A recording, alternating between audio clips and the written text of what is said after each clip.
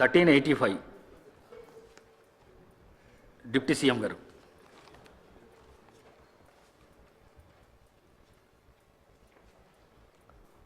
అధ్యక్ష, కాంగ్రెస్ ప్రభుత్వం అధికారంలోకి రాకముందు ఎన్నికల సందర్భంగా మేము అధికారంలోకి వచ్చిన తర్వాత ఈ రాష్ట్రంలో ఉన్నటువంటి నిరుపేద మధ్యతరగతి కుటుంబాలకు సంబంధించినటువంటి కుటుంబాలకి 200 యూనిట్ లోపల ఉచిత కరెంటు ఇస్తామని చెప్పినటువంటి వాగ్దానాన్ని నిజం చేస్తూ ఈ ప్రభుత్వం మహాలక్ష్మి పథకంలో భాగంగా గృహజ్యోతి పథకాన్ని పెద్ద ఎత్తున అమలు చేస్తూ ముందుకు పోతా ఉన్నాం అధ్యక్ష. దీనికి సంబంధించి మొదటి ప్రశ్నకి అవునండి, రెండో ప్రశ్నకి ఇందులో కేవలం మహిళలే కాదు అధ్యక్ష, యావత్ కుటుంబాన్ని యూనిట్గా తీసుకొని ఆ కుటుంబంలో ఉన్నటువంటి మహిళలు కుటుంబ సభ్యులు అందరికీ లబ్ధి చెందేటట్టుగా ఈ పథకాన్ని అమలు చేస్తూ ఉన్నాం అధ్యక్ష. అట్లాగే ఈ పథకానికి సంబంధించి రాష్ట్రంలో ఎస్పీడీసీఎల్లో భాగంగా ఎన్పీడీసీఎల్లో భాగంగా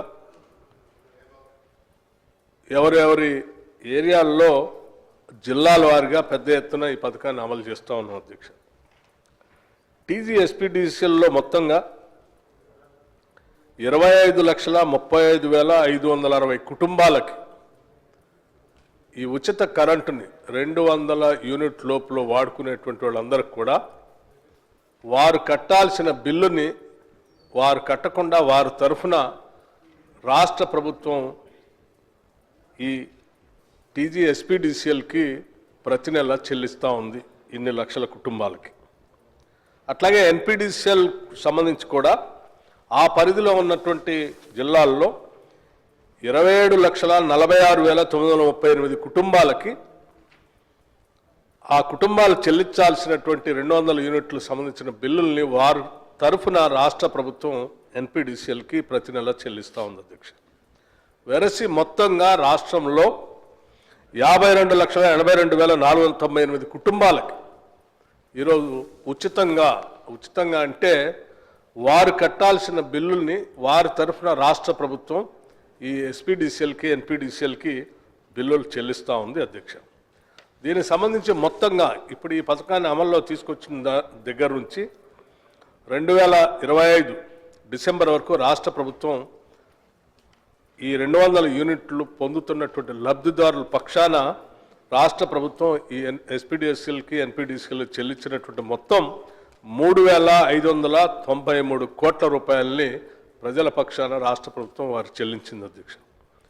ఈ అర్హులైన మహిళా దరఖాస్తుదారులందరికీ ఈ పథకాన్ని వర్తింప చేయడం అయింది అధ్యక్ష. అంటే ఆ కుటుంబాలకి అధ్యక్ష, ఇది ఈ రాష్ట్రంలో రాష్ట్ర ప్రభుత్వం ప్రజల పక్షాన మేము ఇచ్చినటువంటి హామీలు కట్టుబడి ప్రజల కోసం నిత్యం తప్పిస్తూ వారికి ఉచిత కరెంటు ఇస్తూ ఇన్ని వేల కోట్ల రూపాయలు వాళ్ళ కుటుంబాలకు ఆదా చేస్తూ ఈ ఆదా చేసినటువంటి 3,593 కోట్ల రూపాయలు వాళ్ళ కుటుంబాలు ఎదగటానికి, వాళ్ళ పిల్లలు చదివించుకోవటానికి, వాళ్ళు ఆర్థికంగా నిలదొక్కుకోవటానికి ఉపయోగపడినందుకు ఈ రాష్ట్ర ప్రభుత్వం ఈరోజు చాలా సంతోషిస్తూ ఉంది అధ్యక్ష.